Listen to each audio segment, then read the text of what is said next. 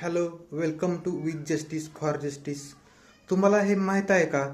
Indian कॉन्स्टिट्यूशनमध्ये article 32 आणि article 226मध्ये काही Ritz दिलेले आहेत. म्हणजे जे पार्ट 3 फंडामेंटल राईट जे आहेत ते व्हायोलेट झाले तर आपण डायरेक्ट आर्टिकल 32 खाली सुप्रीम कोर्ट आणि आर्टिकल 226 खाली हायकोर्टला अप्रोच होऊ शकतो. त्या रिट्स आहेत हेबेस कॉर्पस, मॅन्डमस, सर्शिओरी, कोअरांटो आणि प्रोहिबिशन.